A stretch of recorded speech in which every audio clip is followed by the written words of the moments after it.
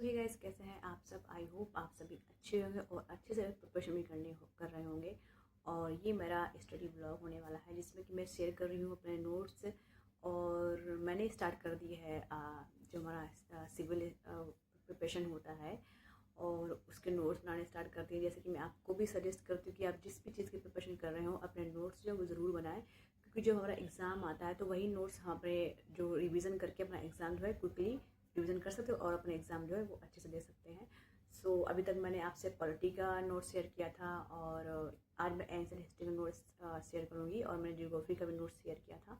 कुछ टॉपिक अभी पूरा नहीं किया है, मैंने सिर्फ स्टार्टिंग की है। जैसे नहीं होता कि हम शुरुआत कर देते हैं, तो पहले मैंने सोचा था कि इस बार मैं एंशिएंट हिस्ट्री जो वो लास्ट में पढ़ूंगी, लेकिन मुझे हिस्ट्री इतनी पसंद है कि मुझे बिना एंशिएंट हिस्ट्री के मज़ा नहीं आ रहा है। तो फिर मैंने एंशिएंट हिस्ट्री के भी नोट बनाने स्टार्ट कर दिए हैं और मैंने स्टार्ट किए हैं ऐतिहासिक काल से। मैं शुरू से मैं स्टार्ट कर रही हूँ।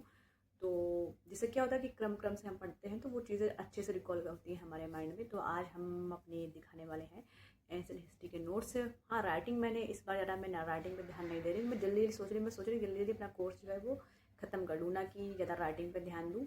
ठीक है। और क्योंकि बहुत दिन से मैंने लिखा पढ़ा में बंद कर रखी थी, जॉब की वजह से पढ़ाई इतनी नहीं हो पाती। गाइस, जो भी जॉब कर रहे होंगे, जो भी हमारे जो चैनल से जुड़े होंगे, सबको पता होगा कि जॉब के साथ स्टडी करना बहुत डिफ़िकल्ट होता है। और जब खासकर आप फैमिली से दूर रह रहे होते हैं तो सारे काम सारी चीज़ें आपको खुद देखनी होती है, तो बहुत डिफ़िकल्ट काम होता है जॉब के साथ प्रिपरेशन करना।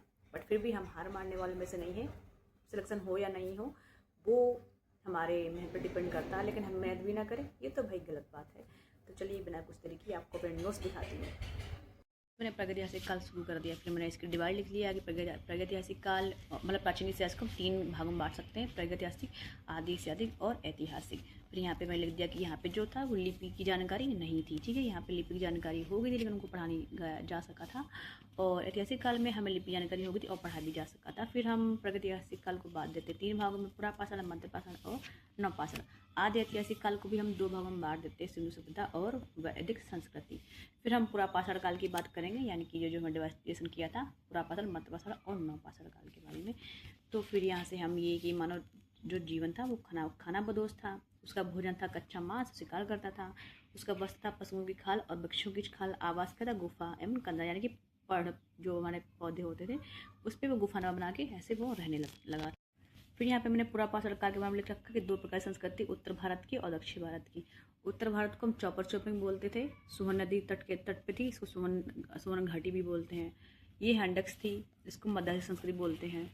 फिर चौपर क्या था कि एक तरफ धार होती थी, चौपिंग में 2 तरफ धार होती थी। पेबल में जो जल हवा के संघर्ष से होते थे, यानी कि पत्थर जो होता था नदी पे या समुद्र में जो नुकीले हो जाते थे उस तरह के हथियार को हम पेबल बोलते थे। हैंडक्स कुल्हाड़ी होती थी, एक तरफ धार होती थी और चौड़ी मूठ होती थी। क्लीवर में 2 तरफ धार होती थी, लकड़ी काटने या चीरने के काम आते थे।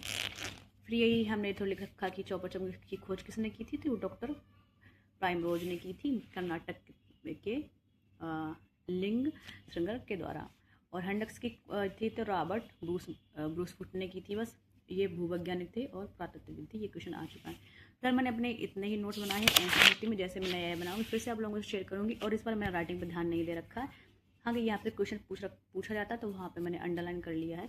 तो ऐसे आप भी अपने नोट्स बना सकते हैं और किसी भी कॉम्पिटेटिव एग्जाम की प्रिपरेशन जो वो चालू कर सकते हैं।